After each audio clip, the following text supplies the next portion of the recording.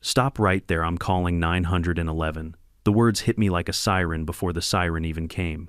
I turned from my garage door, halfway closed, to see her again. Karen Holbrook, president of the Silver Ridge Estates HOA, standing at the end of my driveway like she'd just caught a fugitive. Phone raised, lips trembling with outrage. "You're hiding something in there," she shouted. I saw the lights, the machines. "This is illegal activity." I just stared at her, still holding the garage remote in my hand. The hum of the door motor filled the silence between us. "Karen," I said evenly, "this is my home, and that's my garage." She didn't blink. "We'll see what the authorities think." As the wail of approaching sirens echoed through the cul-de-sac, I took a slow sip of my coffee and smiled to myself. She had no idea who she'd just called the police on.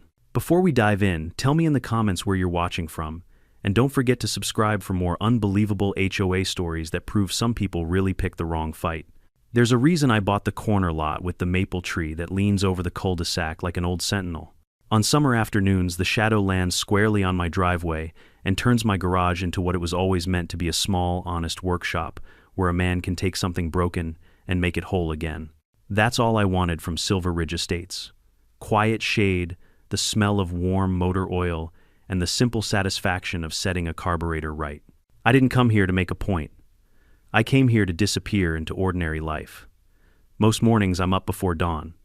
52 does that to you. The body wakes first. The mind follows at its own pace. I brew coffee, open the side door, and let the cool air roll over the concrete. The garage is where my world narrows in a way I like. Pegboard tools. A red steel box with drawers that sound like a reliable hymn when they slide. A '74 Norton Commando on the stand, polished by a dozen patient Saturdays. There's a radio with a bent antenna tuned to a classic rock station that goes to static whenever the blender in the kitchen kicks on. A life measured by small clicks and soft whirs. The neighborhood sells a different story. Silver Ridge brochures show families on bicycles and a golden retriever that seems union required. The houses wear tasteful tans and grays identical except for the porches where rocking chairs like sentries keep watch over very similar lives. The HOA rules, sorry guidelines, arrive in a binder thick enough to stop a small bullet. 2 approved mailbox designs, acceptable shrub heights, no commercial activity, and garage doors must remain open no longer than 15 minutes at a time, unless actively loading or unloading. I remember reading that last one thinking, who measures this? It didn't take long to find out. Karen Holbrook introduced herself on day 2. I was on a ladder cleaning the fan blades in the foyer when I heard a knock that believed in itself.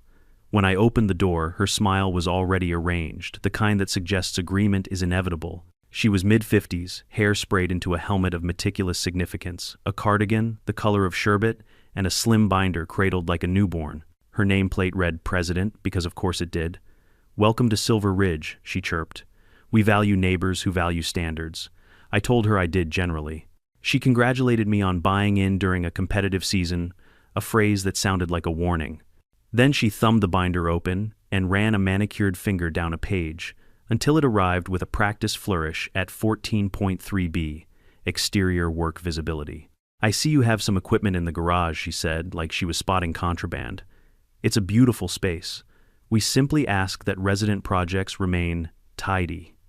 She paused over that word, tasting it. "And private. We don't want to inspire copycats. I promised I wouldn't corrupt the block with adjustable wrenches and honest sweat." She laughed a musical trill with sharp edges. When she left, I noticed she'd slipped a glossy pamphlet into the crack of the door, "Keep Silver Ridge Safe." On the back was a list of phone numbers, including hers in bold report issues, 24/7, and the non-emergency line for the local police. The first number was circled in pink highlighter. The first month passed in small frictions. A yellow note appeared after I watered the lawn at noon. Best practice is before 9 a.m. or after 6 p.m. Sun waste. Another note for a garden hose visible from the street. Another about my trash can lid not fully closed. Each one was signed with a looped K that managed to look cheerful and accusatory at once. I taped the notes above the workbench like a growing collection of miniature warrants. It amused me at first, this pageantry of control, but the novelty thinned with each new slip.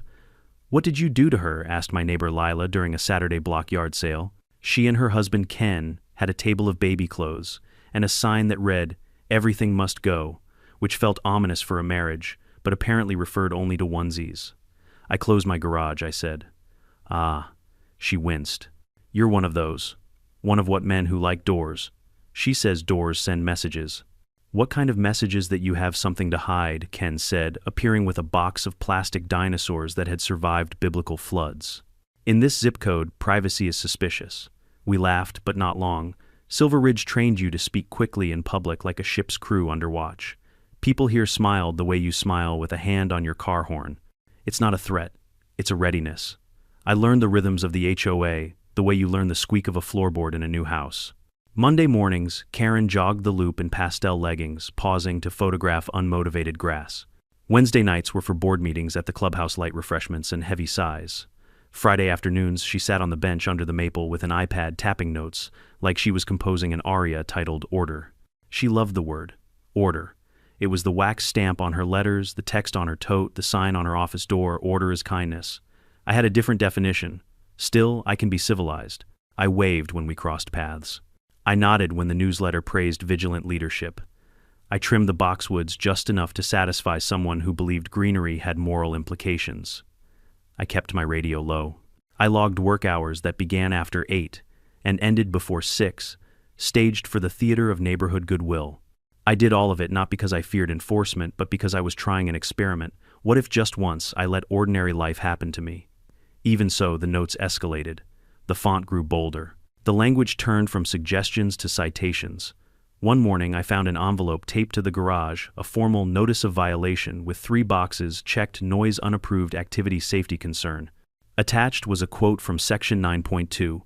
No resident shall operate or appear to operate a business from the garage or premises. Beneath that, a photo of me hunched over the garage door halfway down to keep the glare off the chrome. A caption in Karen's handwriting, visible work, suggests commerce. I took the notice to my neighbor across the street, Priya, who had a lawyer's posture and a gardener's hands. She read it mouth, a flat line. This is bluster, she said. A garage isn't a storefront because a human stands in it. Keep the door where you want it. Tell that to the president, I said. I have. She quotes scripture from the bylaws and calls it law. Priya looked at my face and softened. If you need me at a meeting, I'll come. There's a move people learn when they want to control you. They force you to explain yourself. Every conversation becomes a deposition you're destined to lose because you refuse to dignify the premise. When Karen stopped me one evening, timing her jog to intercept me at the mailbox, she led with that move. What is it you do in there? She asked without greeting, nodding toward the garage. Fix things, I said. Fix what metal? Mistakes. Time. She frowned like I'd answered in riddles to evade a lie. Are you licensed for fixing time? No. You think this is funny. I think it's a garage. She lifted her phone, a reflex by now, and snapped a photo of my face. Documentation, she said, the word landing with the smugness of a neophyte.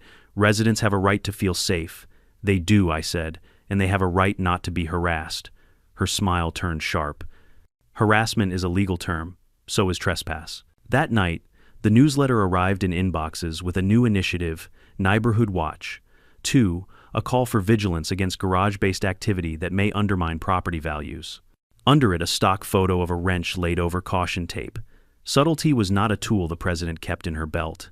I tell you this not to paint myself a hero. Heroes are loud, and loud is easy. I'm a quiet man with an old radio who likes bolts organized by size. I've spent years learning to live inside patience, to hear the sound a room makes before someone lies in it. Silver Ridge was supposed to be a break, but breaks are fragile. They split wherever pressure finds them. Pressure found me 3 ways at once: the notes, the newsletter, and the looks. Not everyone gave them. Most of my neighbors have better sense, but the few who did glanced at my garage like it was a rumor with a roof. A young mom steered her stroller a foot farther from my drive. A teenage boy filming for a class project panned over the door and whispered, "That's the guy." The smallest slights do the deepest work. They turn you foreign to the place you pay for. I called the number on the pamphlet, once the non-emergency line. I asked a board dispatcher what constituted illegal garage use. As long as you're not running a chop shop, she said, you're fine. Define chop shop. You would know if you were running one. I'm not. Then you're not. I thanked her and hung up. I didn't want permission. I wanted sanity.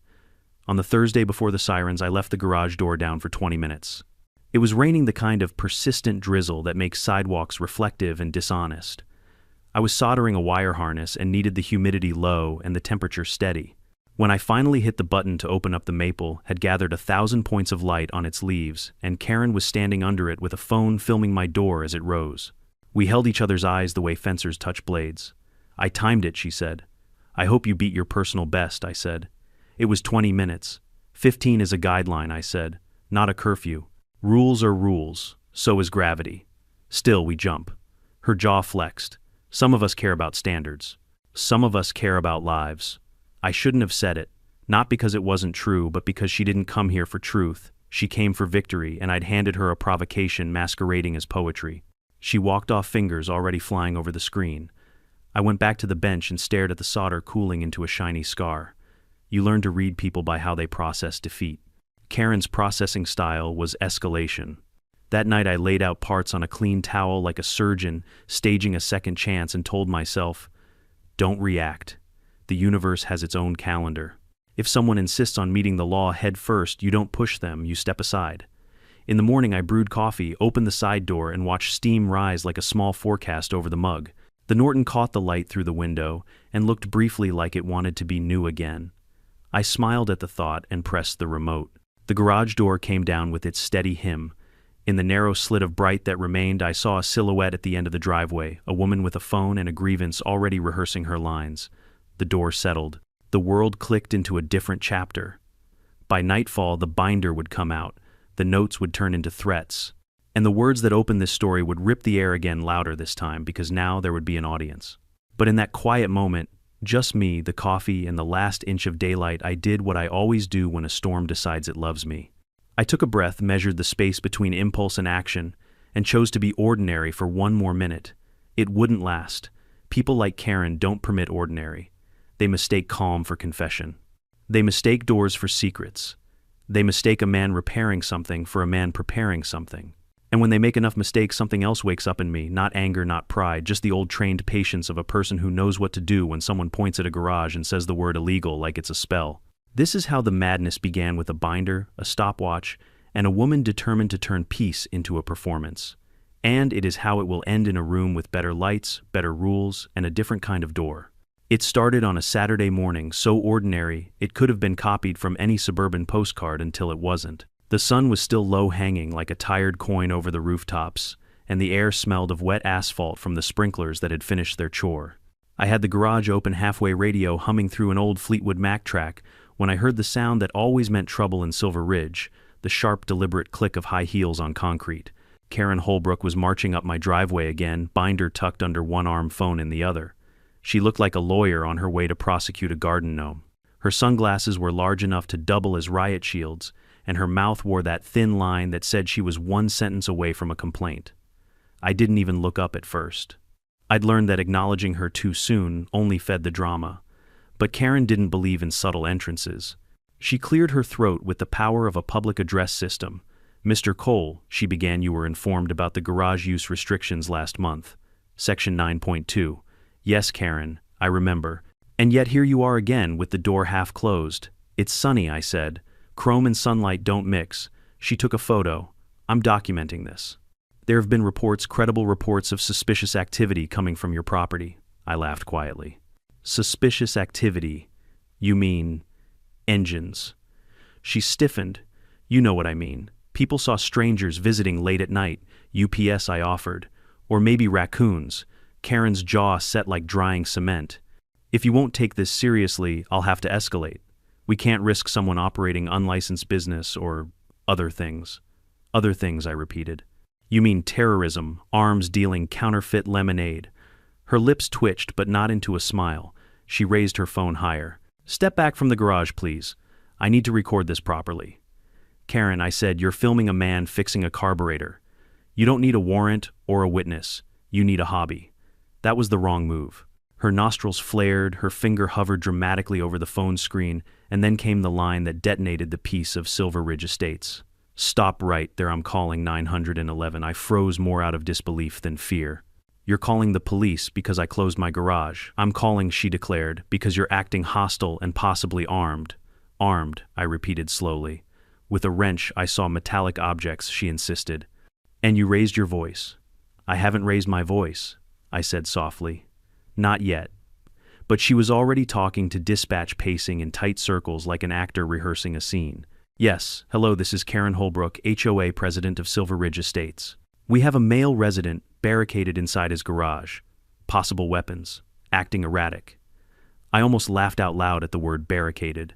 The door was half open, sunlight pouring in like a spotlight. She had the subtlety of a fire alarm. Ma'am, I heard the dispatcher reply faintly, is he threatening you? Not directly, but I feel unsafe. He's glaring. I'm squinting, I said helpfully. She ignored me. Yes, please send someone quickly. We have children here. I sighed, grabbed my mug of coffee, and leaned against the workbench. Somewhere between the absurdity and the caffeine, I found calm amusement. I'd been through bigger storms than Karen Holbrook's imagination. When you've spent decades in federal service, listening to real emergencies, negotiating with people who truly meant harm, you learn to measure danger by silence, not volume.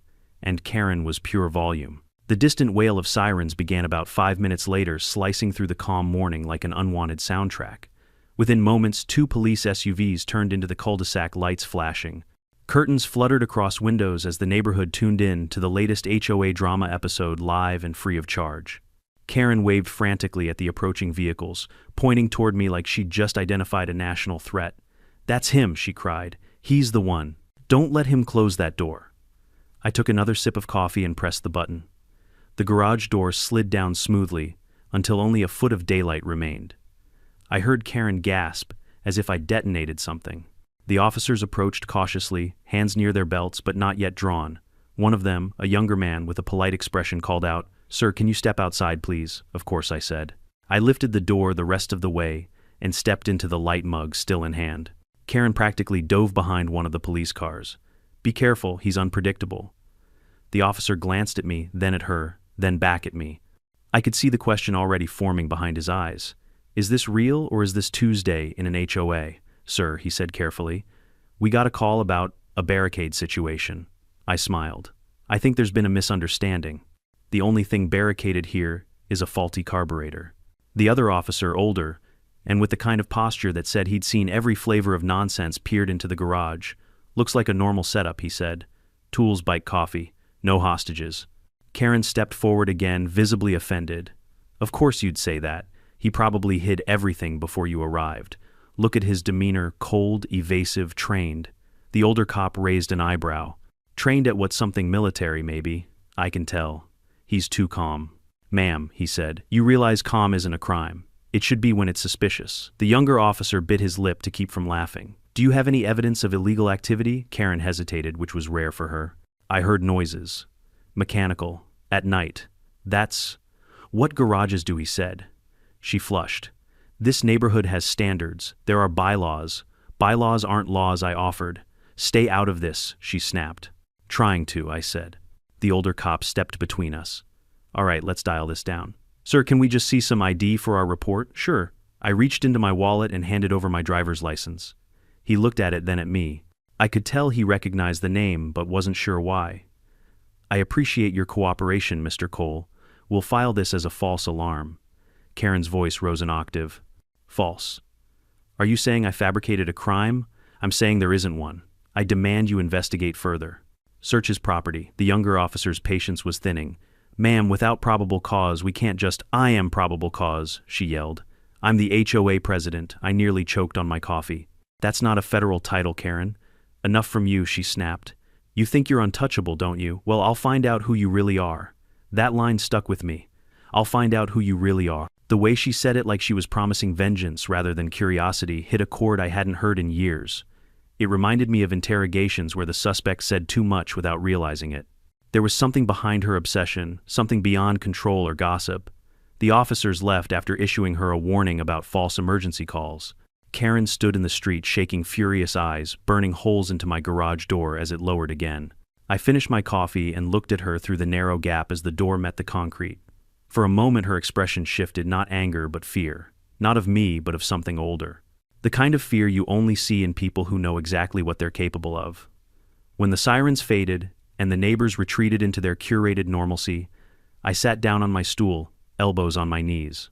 My reflection in the metal door looked like a man who'd lost count of second chances. I'd promised myself not to bring work home, not this version of work. But Karen's words echoed through the quiet, "I'll find out who you really are." What she didn't know was that curiosity is contagious. So I opened my laptop, typed her name into the federal database, not the public one, the one with layers the average citizen never sees, and waited for the wheel to spin. The file came up almost blank. Too blank. Her background check was scrubbed cleaner than a politician's biography.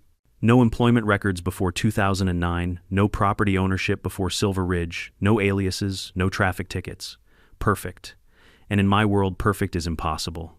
I leaned back, fingers steepled, the old instinct creeping in like an uninvited friend. Files like that don't appear naturally, they're made, which meant someone had cleaned her record. And people who get their records cleaned have something to hide. The garage, the notes, the call, all of it suddenly felt smaller, like noise hiding a signal. I wasn't dealing with a meddling neighbor anymore. I was dealing with someone who'd spent her life pretending to be ordinary. And I knew exactly how to find out why. That night, as Silver Ridge slept under its perfectly spaced streetlights, I drafted an email to a trusted contact in D.C., someone who still owed me a favor. I kept it short, need a deep pull on a Karen Holbrook, Silver Ridge Estates. Possible alias. Start with sealed state records early 2000s. Then I closed the laptop, leaned back in my chair, and let the radio hum. Karen thought she'd called the cops on a stranger. She had no idea she'd just declared war on the Federal Bureau of Investigation.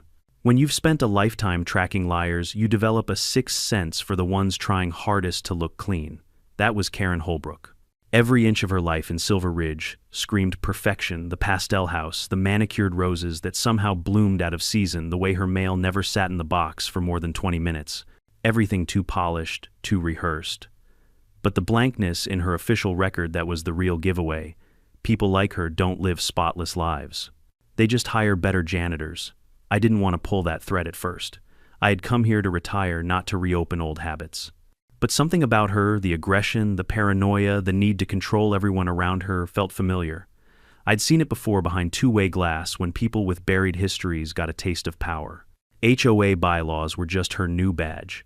And when she called 911 on me, that badge became a weapon. 2 days after the barricade incident, my contact from D.C., Agent Harper, pinged me through an encrypted channel. Harper and I went way back to my counter-organized crime days, sharp mind, sharper instincts, and absolutely no patience for nonsense. "Harper pulled your Karen." Weird file. State ID exists, but pre-2009 there's a sealed record flagged by the DOJ Privacy Act. I'd need clearance from above your old pay grade to unseal it. M.E. That's funny. Above my old pay grade would be me, Harper. Exactly. Want me to nudge the archives? M.E. Do it. And look for prior aliases. This smells like identity laundering. Harper, roger that. I'll dig through the weeds. I smiled at the screen. It felt like muscle memory coming back, quiet investigation, reading between redacted lines. Except now the suspect wasn't a mob accountant or a cyber ring. It was the woman sending HOA violation letters over trash bin placement. That night, I sat in my dim garage laptop, casting a pale glow over the Norton's chrome tank. The house was silent, except for the faint ticking of the ceiling fan and the cicadas outside. I opened my email again and scrolled through old bureau access codes, fingers hesitating over the keyboard like a priest about to break a seal. Retired or not, I still had director-level clearance. I typed in the string of authorizations, exhaled, and pressed enter. The system resisted, then unlocked. What appeared wasn't a clean dossier, but a fractured one, like someone had taken scissors to a newspaper and taped the safe words back together.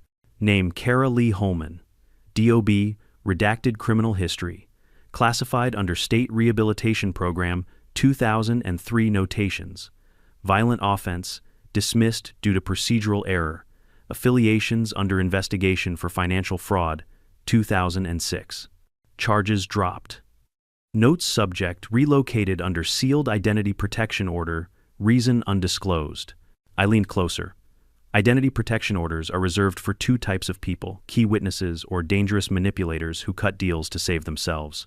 Judging by Karen's new life running a suburban HOA like a personal dictatorship, I was betting on the latter. The next entry chilled me more than I expected. 2003, Baton Rouge Police Department. Incident: aggravated assault in connection with hate-motivated altercation at Miller's Bar. 3 hospitalized. 1 weapon recovered. Suspect: Kara Holman. Outcome sealed by state court. Expunged after 24 months. I sat back. My garage suddenly felt smaller, the air thicker. Karen, the woman fining people for garden gnomes, once swung fists in a hate-fueled bar brawl. People don't change like that. They adapt, refine disguise. Her HOA presidency wasn't civic duty, it was control therapy. I took notes. A pattern was emerging. 2003 assault. 2006 fraud, both sealed. A new identity in 2009. Then a perfect neighborhood in 2014. Every few years a reset. That wasn't random. That was a system. Somebody high up had helped her bury that past. And that meant leverage. The next morning I met my neighbor Priya on her porch. She was trimming rose bushes, her hands gloved, her tone casual, but her eyes sharp. "Big excitement last weekend," she said. "You're a local celebrity now, not the kind of fame I wanted," I said. "She's been bragging about it, telling everyone she caught a criminal in the act." "Did she mention the part where the police apologized to me?" "Does Karen ever mention apologies?" I hesitated, then asked, "How long's she been president?" 5 years. Won the vote after the last guy moved out. "She's persistent. Scared 3 candidates off before the election." "Why?" "I'm trying to understand her history." Priya snorted. "History? She doesn't have one. Or that's what she says. Moved here from up north after a divorce. No kids, no records, no relatives. The kind of person who arrives one day fully formed like a bad idea. That confirmed it. Karen's story wasn't built, it was manufactured. That night Harper called. "You were right," he said without preamble. "She's not just Karen Holbrook. That's an alias tied to a suspended nonprofit Sunline Community Initiative, flagged for suspicious transfers 6 years ago. Guess who signed those checks? Let me guess. Karen. Bingo. She funneled HOA funds into the nonprofit, then the nonprofit paid shell contractors that never existed. Classic laundering loop. Small scale, but efficient. Amount about 120 grand. Enough to matter." Harper paused. "There's more. Her brother Stephen Holman popped up in a racketeering case in Arizona, member of the Ridgewell Order." I frowned. That hate group, still active. "And guess who posted bail for him back in 2005, the silence answered. When I hung up, I realized the weight of what I was holding. This wasn't HOA drama anymore. It was a ghost operation hidden in plain sight, run by a woman who used neighborhood bureaucracy to launder money and control perception, and she'd picked me as her next scapegoat. The next day, I attended the monthly HOA meeting for the first time. Karen was at the head of the long oak table framed by an American flag and a vase of artificial lilies. Her binder sat open like a Bible. "Oh, Mr. Cole," she said, voice sweet as corn syrup. "How brave of you to show up after last week's incident." "Just here to learn," I said. "I like knowing how justice works around here." Her smile tightened. "Justice, we prefer order." The meeting rolled on with reports about landscaping pool schedules and naturally ongoing safety concerns regarding unauthorized garage activity. Each line she spoke dripped with theater, but I wasn't listening for content. I was watching reactions. Several board members shifted uneasily when she mentioned budgets, especially when she referenced community improvement grants. One man at the end, Leonard, avoided her gaze entirely. Afterward, I caught him in the hallway. "How long's she been handling the finances?" He hesitated, lowering his voice. "Since before I joined. She says transparency is handled internally. But I've never seen a ledger. She does it all herself." "You ever asked to see one?" once he said. "She threatened to fine my daughter for leaving a scooter on the sidewalk." Classic intimidation loop. I'd seen cartels use softer versions of the same tactic, make the punishment personal, keep people compliant. I thanked Leonard and left mind buzzing. The pattern was clear: control the rules, control the fear, control the money.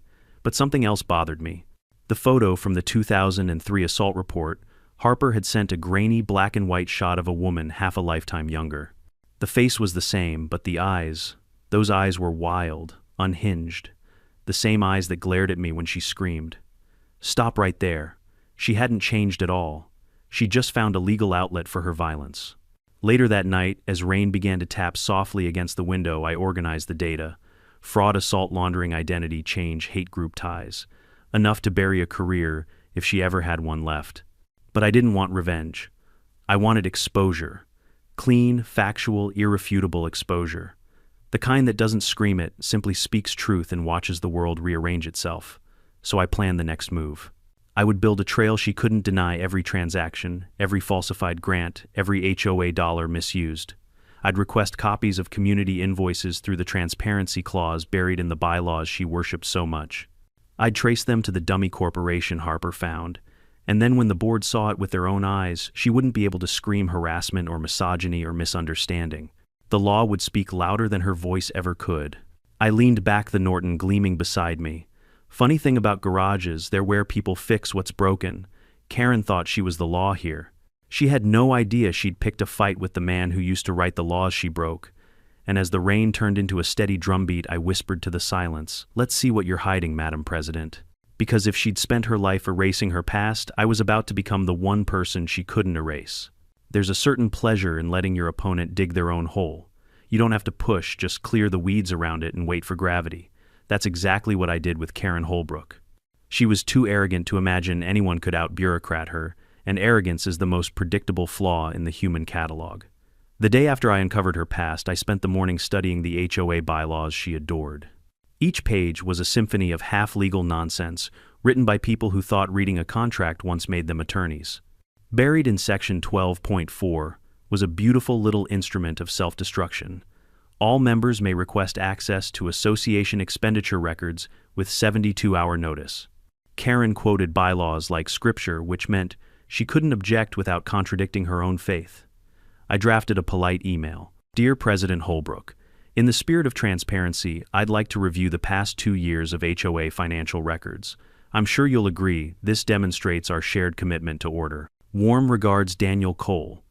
Within 15 minutes, she replied, "Mr. Cole, your tone is noted. Records are available upon written request at the next scheduled meeting. KH."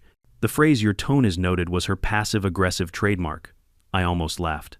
People like Karen mistake politeness for weakness. They don't realize it's the sound of the fuse burning quietly. 3 days later, I arrived at the clubhouse with a leather folder under my arm and a small recording device clipped discreetly inside my jacket. I wasn't there as an FBI director. I was there as a bored neighbor who just happened to know how to build a case file that could end a career. The room smelled of coffee and fresh anxiety. Karen sat behind a folding table with 2 board members, Leonard, and a timid woman named Ruth. A stack of binders sat neatly beside her. "Mr. Cole," she said sweetly, "I trust this is about putting our little misunderstanding behind us." "Exactly," I said, smiling. "I just want to understand where my dues go. I'm sure everything's in perfect order." Her eyes narrowed. "Of course. Silver Ridge maintains impeccable records." She slid a binder across the table. Inside, receipts and invoices were arranged with almost artistic precision. Landscaping contracts, maintenance bills, community event expenses, all properly dated. Too properly. If you've ever handled forged documents, you know the smell of fresh toner and unaged paper. Half of these pages looked like they were printed yesterday. The ink hadn't even faded where it should have. "Impressive," I said, flipping through. "You keep backups." She tensed. "Naturally. Off-site. Mind if I make some copies for my notes?" "That won't be necessary," she said quickly. "These are internal documents. Under 12.4, I believe members are entitled to duplicates." Her jaw tightened. "You've read the bylaws." "I like literature," I said. The moment stretched. Leonard coughed. Ruth pretended to check her phone. Karen smiled again, but it didn't reach her eyes. "I'll prepare summaries," she said finally. "We wouldn't want confusion from misinterpreting technical data." "Of course," I said. "Numbers can be tricky." I left the meeting with nothing physical, but everything I needed. Her nervous tone, the evasions, the sudden decision to rewrite transparency into censorship. Every lie she told would soon serve as its own affidavit. That evening, I met Harper online. We cross-referenced the vendor names from the binder against federal tax databases. Out of the 11 listed contractors, 5 didn't exist. 3 were registered to a P.O. box in Arizona, the same town where her brother's company operated. 1 matched the shell landscaping business tied to the Ridgewell order investigation. "Classic layering," Harper muttered. "She's routing HOA money through fake invoices, washing it in her brother's firm, then funneling it into the Ridgewell fund. Small potatoes, but criminal all the same. Can you trace the transfers? Already on it." "Give me a week." I didn't have a week. Karen was escalating again. The next morning, I found another envelope taped to my garage. Violation notice. Non-compliance with conduct standards. Below in red ink, harassment of HOA president. She'd filed a complaint accusing me of intimidation during the records meeting. It was almost beautiful, the audacity, the self-incrimination. I kept the notice, dated it, and smiled. That night I began building the trap. The plan was simple. Karen needed to believe she'd caught me breaking a rule, so she'd rush to document it on camera as usual. Once she crossed the line into trespassing or illegal surveillance, I'd have physical proof for the sheriff and my internal task force. And if she'd tampered with HOA funds, her reaction under pressure would open the final door to prosecution. I started by baiting her curiosity. I parked my pickup half inside the garage, half outside, with a stack of blank boxes marked property files on the workbench. On top, I placed a USB drive labeled Grant Reports, a harmless decoy containing only one file, a document titled Audit Summary, Sunline Community Initiative. Inside it, an invisible digital tracker that would ping Harper's server the moment anyone copied it. Then I waited. By noon, the next day, Karen was there, standing at the edge of my driveway, pretending to photograph flowers. I pretended not to notice. She lingered, pacing, glancing toward the open garage. Eventually, she left. That night, Harper called. We got a ping. Someone copied the decoy file at 6:17 p.m. from an IP registered to the Silver Ridge HOA office. Got her, I said. Careful, Harper warned. She's volatile. Don't push too fast. I'm not pushing. I'm inviting gravity. 2 days later, she snapped. I was sanding a piece of maple in the driveway when her white Lexus screeched to a stop. She jumped out waving papers. You think you're clever, don't you? She shouted. Planting false documents to frame me. Good afternoon, Karen, I said, brushing sawdust from my shirt. That's a serious accusation. I know you hacked HOA files. I don't have access to HOA files, I said calmly. You do. She froze for half a second, long enough. Why would you assume I have your files unless you looked at mine? Her face flushed. You're manipulating this community. You mean auditing. You're dangerous, she shrieked, grabbing her phone again. I'm calling 911, I sighed. Again. This time, I didn't bother stopping her. I wanted witnesses. When the officers arrived, I greeted them with coffee and the recording of her last visit. One of them, Officer Lane, recognized me from bureau briefings years ago. He gave a subtle nod that said, I know who you are. I'll play along. Everything okay here? Lane asked. I believe Miss Holbrook is upset, I said. She's accused me of hacking the HOA system. Perhaps she can explain how she found data from my computer on her device. Karen blinked. What? No, I didn't, he's twisting. Do you have the device, ma'am? Lane asked. Yes, but those are fabricated files. Then you won't mind if we take a look, he said, extending his hand. Her confidence collapsed like wet cardboard. This is harassment, she hissed. Ma'am, he said gently, hand over the device. She did. Within minutes, the tracker verified itself. Harper confirmed remotely. Her phone had accessed the decoy USB and transmitted the data to her office computer. Chain of custody timestamped. Exactly what I needed. Karen's voice trembled. You set me up. No, I said quietly. You set yourself up. I just gave you the opportunity. She backed away, eyes darting toward the officers. He's dangerous, she whispered. He's not who he says he is. Lane looked at me, then back at her. Ma'am, do you know who he is? No, she snapped. Some mechanic pretending to be ma'am, he interrupted, tone shifting. I'd recommend you stop talking. She frowned, confused. Why? Because I do know who he is. For the first time since I'd moved into Silver Ridge, Karen Holbrook looked uncertain. The officers left with her phone for evidence. She drove off a few minutes later, pale and shaking. That evening, Harper called again. We followed the trail. The HOA's account fed directly into the Sunline Fund, then into 3 personal checking accounts under her alias. It's airtight. Good, I said. How soon can we move? Tomorrow morning. Local and federal warrants. I looked around my quiet garage, the Norton, the tools, the fading smell of coffee. It felt like a chapel before a storm. Let's end this cleanly, I said. Any regrets? Harper asked. Only that it took me this long to start. The next morning, the cul-de-sac woke to the sound of unmarked cars. Agents and windbreakers moved with the precision of a well-oiled clock. Karen stepped onto her porch and her pink blazer eyes wide. When they read her rights, she tried to shout about HOA sovereignty bylaws and conspiracies. No one listened. Neighbors peeked from curtains, their mouths open. For once, Silver Ridge was silent. As they placed her in the car, she met my eyes across the street. There was no anger this time, only recognition, the kind you see when a predator finally realizes its prey. I raised my coffee cup in a small salute. You wanted order, I said softly. Now you'll have it. The door shut, the car rolled away, and for the first time since I'd moved here, I heard the sound I'd been waiting for. Silence. The morning after Karen Holbrook's arrest, Silver Ridge Estates looked like a movie set after the crew had left. The lawns were too perfect, the air too still, and every open window hummed with whispers. People didn't mow that day, they stared. The HOA president, the woman who fined children for sidewalk chalk and cited retirees for wind chimes, had been handcuffed on her own porch at sunrise. It should have felt like victory. Instead, it felt like paperwork waiting to happen. I spent that morning the way I always do when the storm passes, organizing the facts before emotion has time to grow claws. The file on my desk was thick now: falsified invoices, financial trails, the sealed criminal history, and Harper's verified chain of custody from the tracker. The federal warrants were executed cleanly with minimal noise. She was being held at the county detention center pending fraud and identity theft charges. Still, I knew the storm wasn't over. When corruption hides in plain sight, exposure doesn't end it, it wakes it up. By noon, the HOA called an emergency meeting. I wasn't surprised. Panic always arrives in minutes when power disappears. The clubhouse smelled of old coffee and guilt. About 30 residents filled the folding chairs, their faces pale and confused. Leonard sat near the front, clutching a folder like a life vest. Ruth wrung her hands, whispering prayers. At the front of the room, the vice president, a man named Harold Bishop, tried to maintain order. "Everyone, please," he said, voice trembling. "We'll begin shortly. Let's keep this professional." Professional. The word had lost meaning in this place. When I stepped inside, conversations froze. Someone whispered my name like I was part myth, part grenade. I nodded politely, took a seat in the back, and waited. Harold cleared his throat.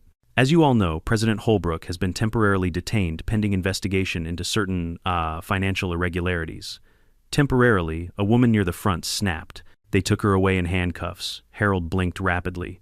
"Let's not rush to judgment. We don't have all the facts." "We have the video," another man shouted, holding up his phone. "It's all over the neighborhood page." "FBI agents, federal warrants. You think that's a misunderstanding?" The room buzzed. I could feel the heat rising. Harold raised his palms. "Please, we'll address the facts once they're verified. In the meantime, we have a guest who can help clarify certain matters." All eyes turned to me. I stood slowly. "Afternoon, everyone. My name's Daniel Cole. I live on Maple Court.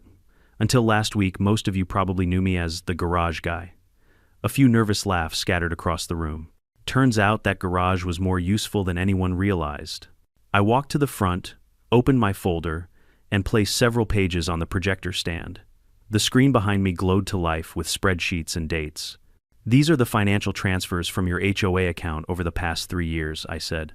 Roughly $120,000 in community funds were redirected through a nonprofit called Sunline Community Initiative, a company with no employees, no physical address, and no service history. That nonprofit, in turn, sent payments to a landscaping firm registered to Stephen Holman, Karen's brother.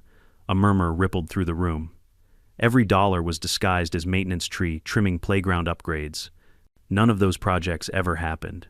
I tapped the next slide. "You all paid for them." Harold swallowed hard. "Mr. Cole, how did you get this information?" "Let's just say I have some experience in investigations," I replied. Someone in the back stood up. "So she was stealing from us all this time?" "Yes," I said. "And she was doing it under a false name. Her real identity is Kara Holman. She has a sealed record for aggravated assault, prior fraud charges, and confirmed ties to a hate group investigated for financial crimes in 2006. That's public record now." The seals were lifted this morning. The room erupted. Shock, anger, disbelief, every flavor of betrayal poured into the air at once. "She fined me for painting my fence beige," a man shouted. "She made me replant my garden because the tulips were the wrong color," cried another. "She told me my disabled son's wheelchair ramp was a violation," a woman sobbed. I waited until the noise died down. "I know," I said quietly. "She did a lot worse to others. But what matters now is that you all know the truth. You don't have to be afraid anymore." Leonard rose shakily from his chair. "Mr. Cole, are you with the police?" I hesitated, then decided it was time. "Not exactly," I said. "I'm the director of the Federal Bureau of Investigation." The silence that followed could have rewritten physics. Mouths hung open. Someone actually dropped a pen that hit the floor like a gunshot. Harold blinked. "The FBI." "Yes," I said. "I moved here to retire quietly. Didn't expect to find federal-level corruption in a cul-de-sac." The laughter that followed wasn't humor, it was relief. the kind that bursts out after months of being held hostage by fear. Ruth stood up, voice trembling. So she was. One of them. A criminal. Not anymore, I said. Now she's a case file. After the meeting, people swarmed me with questions. Some cried, others apologized for believing her stories. A few were angry at themselves for staying silent. I told them what I tell victims in every case. Silence isn't weakness. It's survival until the truth has a witness. By evening, local news vans lined the street. A reporter shouted, "Director Cole, can you confirm the charges?" "I can confirm that the law applies to everyone," I said, "even those who hide behind homeowners' bylaws." The clip aired that night. By morning, HOA president linked to fraud and hate group was trending across social media. Silver Ridge had officially gone viral. But for me, the work wasn't done. Harper called from DC. "She's talking," he said, "trying to cut a deal, claims she was laundering for someone higher up." "There's always someone higher up," I said. "Track it." "You realize you just became the most famous man in suburban America. I'd rather be anonymous." He chuckled. "Too late. You're a meme now," I sighed. "Fantastic." That weekend, the HOA board held another meeting, this one open air under the gazebo. It felt symbolic, sunlight replacing secrecy. Harold stepped down as acting president, citing emotional exhaustion. The board voted unanimously to dissolve the current leadership and start fresh. When they asked me to run, I laughed. "Trust me," I said. "You don't want a federal agent managing your block party." Instead, they elected Priya. She accepted with a humble smile and immediately proposed reforms: public financial transparency, fair complaint systems, limits on presidential power. The crowd cheered. For the first time, Silver Ridge felt like a neighborhood again. As the meeting ended, Priya approached me. She said, "You could have left it alone. Moved away. Let her destroy herself." "I could have," I said. "But corruption only destroys itself if someone shines the light long enough." She smiled softly. "You'll stay." "For a while," I said. "Someone has to make sure the lights stay on." Later that evening, I sat in my garage, the same one that started all this. The Norton's tank gleamed under the single hanging bulb. The air smelled of oil and pine shavings. Peace at last had a sound again. I opened the window. The night was cool, the street quiet. Across the cul-de-sac, kids rode scooters, their laughter echoing where Karen's voice used to bark orders. Someone was grilling steak. Somewhere, a dog barked, not in alarm, but because it could. On my workbench lay the final copy of the HOA file, stamped and sealed by the Bureau. I'd add it to the archives next week, another case closed, another ghost unmasked. Before I shut down the lights, I poured one last cup of coffee and stepped onto the driveway. The stars hung over Silver Ridge like new promises. My phone buzzed a message from Harper. "Harper, nice work. Clean takedown. Community owes you. ME. They don't owe me, they owe themselves. Harper, you ever think about coming back? ME, no. I think about staying human." I put the phone away and stared down the quiet street. In the faint reflection of my window, I saw the man I used to be the one who chased criminals across borders. Then I saw the man I'd become, the one who finally found peace behind a garage door. Both versions nodded at each other in understanding. Then I pressed the remote. The door rolled down slowly, sealing away the past and the evidence and the ghosts of arrogance. The motor hummed steady and sure until it clicked shut. For the first time, the sound didn't mean defense. It meant closure. Silver Ridge slept easy that night, and for once so did I. The sound of justice isn't the clang of a gavel or the click of handcuffs. It's quieter paper sliding into folders, signatures drying in blue ink, the hum of truth finally filling the space where lies used to live. That's what Silver Ridge felt like in the weeks after Karen Holbrook's downfall. An entire community learning what silence really sounds like. She didn't go quietly. People like her rarely do. Even from county detention, she kept up her performance, mailing handwritten statements to the HOA board, claiming she was the victim of a targeted political smear by a federal operative with a personal vendetta. She accused me of hacking her computer, of planting evidence, even of harboring resentment toward women in positions of authority. I'd read worse. What mattered wasn't what she said, it was what the evidence said louder. The investigation that started in my garage had become a multi-state financial case. Harper's team traced funds from the Ridgewell Order to 3 other HOAs across the Southwest, each with its own president connected to the same network. What we'd uncovered wasn't just neighborhood corruption. It was a laundering ring hiding behind the most boring disguise imaginable: suburban order. You don't hide crime in chaos, you hide it in rules. The DOJ sent me weekly updates out of courtesy, though technically I was still on sabbatical. Karen's arraignment drew local media and 3 network reporters hungry for the words FBI director victimizes HOA president, but the headline never came. Instead, they ran with the truth: suburban HOA exposed as front for fraudulent charity network. When the footage aired, it was almost surreal, watching her orange jumpsuit hair frizzed under fluorescent lights, still trying to control the room. "This is all a misunderstanding," she told the cameras. "That man manipulated evidence. He's using his position to." The deputy shut the door before she finished. 3 weeks later, I was subpoenaed to testify at her preliminary hearing. I hadn't stepped inside a courtroom in nearly 2 years, but the smell never changes old paper aftershave tension. The judge was a calm woman with half-moon glasses and a tone that could slice through granite. Karen sat at the defense table, wrist-chained, eyes hollowed by sleeplessness but still sharp. When she saw me walk in, her expression flickered between hatred and disbelief, like she was still convincing herself. This was all some nightmare that good posture could fix. The prosecutor, a young attorney named Mendoza, began simply. "Director Cole, can you tell the court why you began investigating Miss Holbrook?" "Because she called 911 on me for closing my own garage," I said, letting the irony breathe. The courtroom laughed softly. Even the judge smirked. Mendoza nodded. "And what did you discover as a result of that incident? That her 911 call wasn't the only false report she'd ever made." I outlined the timeline, the sealed records, the fraudulent transfers, the alias switch, the digital evidence, the tracker.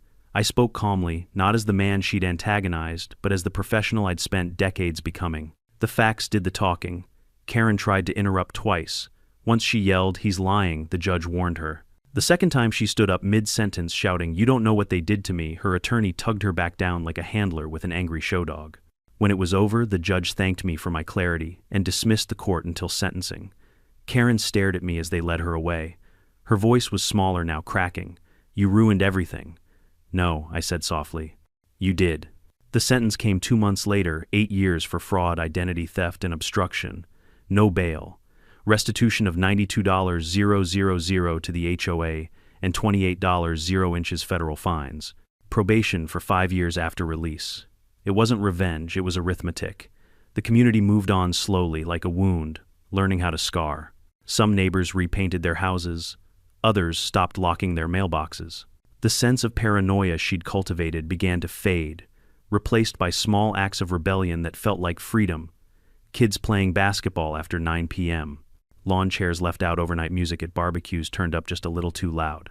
Priya, now officially HOA president, implemented Open Books Fridays, where anyone could come review financial records with free coffee and no fear. The first week, no one showed. By the third half, the block came. Transparency had become the new rebellion. She asked me to join the board. I declined again, but I helped quietly, reviewing policy drafts, mediating disputes, setting up cybersecurity for HOA systems. "Consider it pro bono," I said. "Federal rehab therapy." But even peace comes with echoes. One afternoon, a plain manila envelope appeared in my mailbox, no return address. Inside, a single photograph, Karen standing beside a man in a black suit outside a charity gala bannered with Sunline Community Initiative. Scribbled on the back were 2 words, "Still missing." I sent it straight to Harper. Within hours, he called back. "The guy next to her, that's Richard Hale. Former accountant for Ridgewell Order, skipped his trial in 2010. Been off the radar ever since. You think she was still working with him, wouldn't surprise me. These people recycle identities like paper towels. We'll dig." The thought left a chill I hadn't felt in years. It meant the network was larger than we'd uncovered, maybe even national. Harper wanted me to come back full-time. I told him I'd think about it. That night I sat in my garage again. The Norton gleamed in silence, but I couldn't focus on it. The air smelled different, colder, more alert. Maybe it was paranoia, maybe instinct, but I could feel eyes on the house. Old habits die hard. I checked the motion cameras and the perimeter. Nothing. Still, I knew better than to assume nothing meant safety. I opened the photo again, studying the faint reflection in the gala window.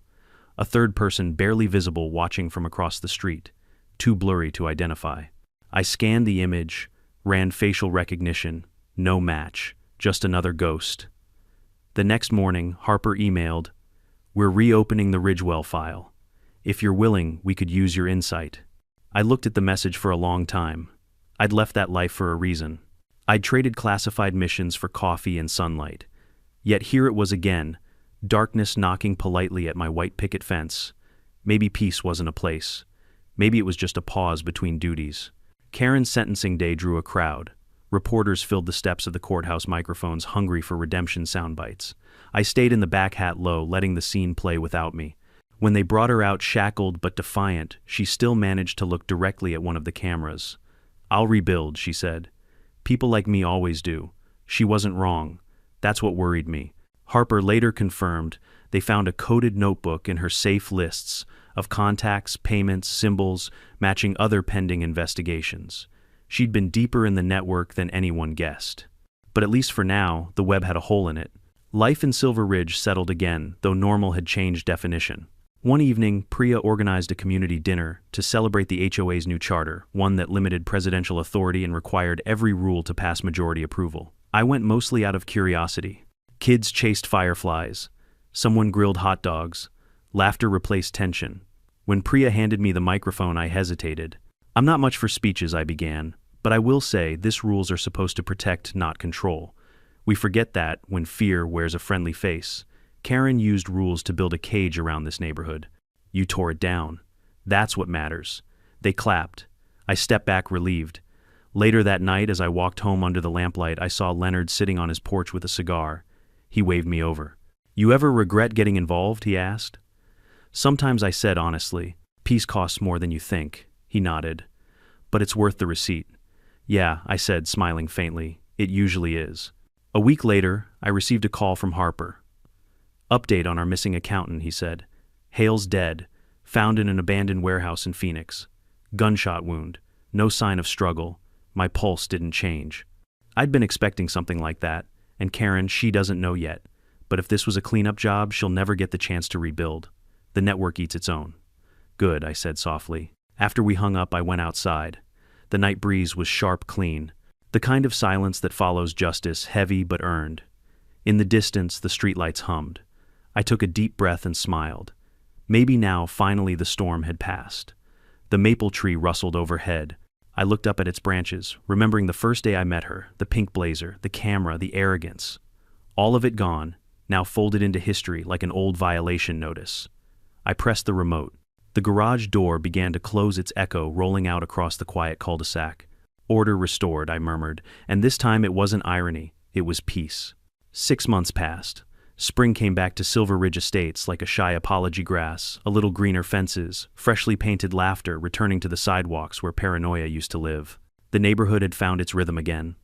HOA meetings were shorter, friendlier, and filled with more coffee than confrontation. For once, bylaws sounded like background noise instead of threats. Sometimes when I'd walk my dog down Maple Court, I'd catch a neighbor's smile that lingered longer than usual, a small nod that said thank you for cleaning the rot without burning the house. I never corrected them. What I did wasn't heroism. It was maintenance, the same kind I'd always done, just on a larger, messier engine. Karen Holman, was serving her sentence at a low-security federal facility in Kansas. The papers called her the HOA Queen of Fraud, and apparently she hated the title. Through the Bureau's grapevine, I learned she'd already tried to manipulate other inmates into starting a community improvement committee. Some people just can't retire from control. But her story didn't end there, and neither did mine. One afternoon, Harper called from D.C. His voice carried that particular tone, half respect, half trouble. "Cole," he said, "remember that Ridgewell order accountant, Richard Hale? The dead one, yeah. Turns out he wasn't working alone. The network's bigger than we thought. They were using HOAs all over the country, tiny ones like yours, to funnel microtransactions that went unnoticed by regulators. Low risk, high efficiency. So Karen was just one gear." "Exactly. And that gear squealed. We've got warrants in 3 more states now. Your evidence started a chain reaction." I stared at the phone for a moment, the hum of my garage fan filling the silence. "You're welcome," I said dryly. He laughed. "You sure you don't want back in desk work advisory role? You could train the next batch of agents." "I've trained enough people to know I'd rather talk to engines," I said. "But send me the files. I'll take a look." That evening I sat at my workbench again, the place where everything started. The Norton sat fully restored now, every bolt shining like it had been waiting for this ending. I turned on the small radio. The old jazz station came through, fuzzy but warm. Outside, the sky was the color of cooling steel. As I tightened the final screw on the bike, my mind wandered back to Karen, her voice, her posture, her unwavering belief that control meant safety. I used to think people like her were the villains of small worlds, the petty tyrants who needed fences more than empathy. But now I understood she wasn't a monster. She was a symptom. There's something about power that makes people forget why they wanted it. At first, it's about fixing things, tidying lawns, improving property values, protecting the community. But somewhere along the way, they start believing the rules are holy, that disobedience equals sin. Karen didn't want order. She wanted worship. And when worship didn't come, she built her own religion fear.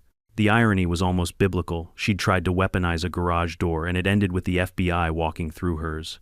Silver Ridge changed in ways I hadn't expected. Without Karen, people talked more. We had block parties again. Leonard started a Fix-It Friday, where neighbors brought broken appliances to my garage, and I helped them repair whatever they could carry.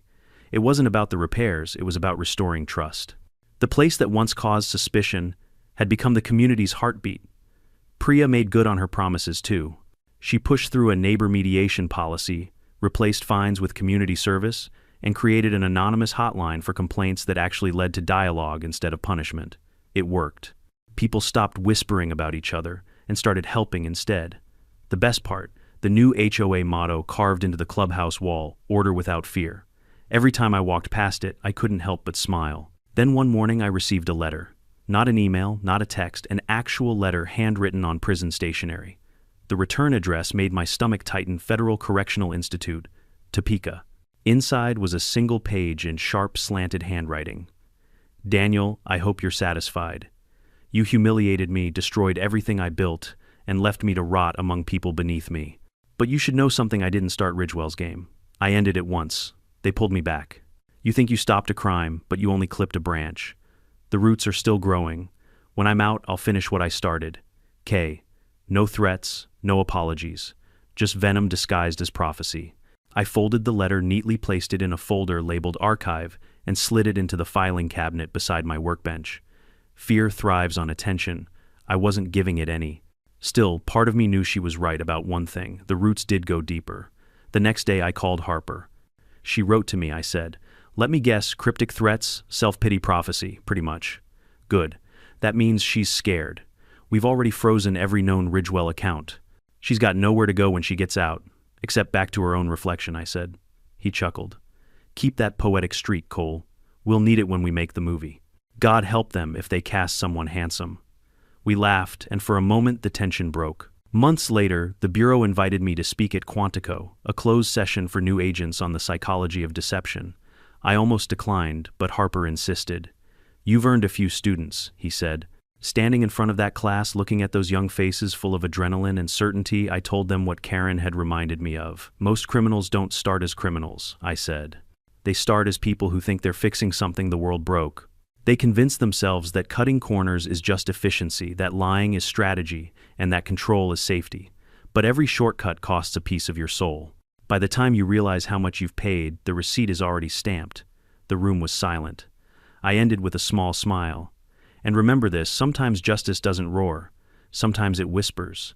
Listen carefully." When I returned home, Silver Ridge was bathed in golden evening light. The kids were setting up lemonade stands.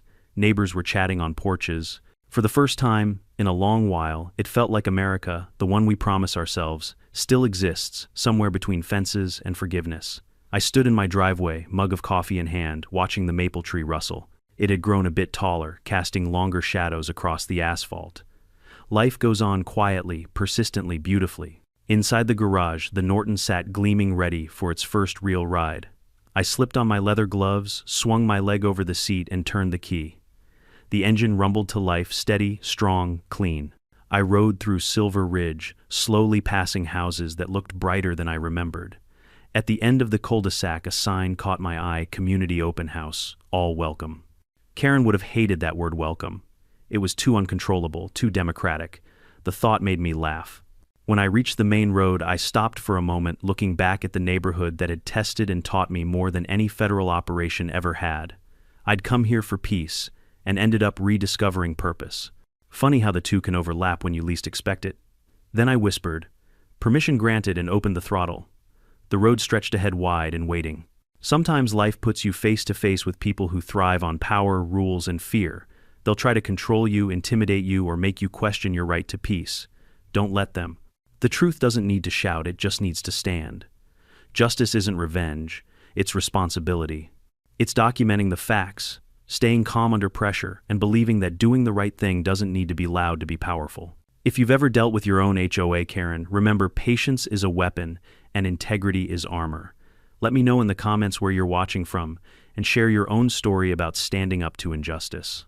Don't forget to subscribe for more true inspired HOA dramas, because sometimes the quietest garage hides the loudest truth.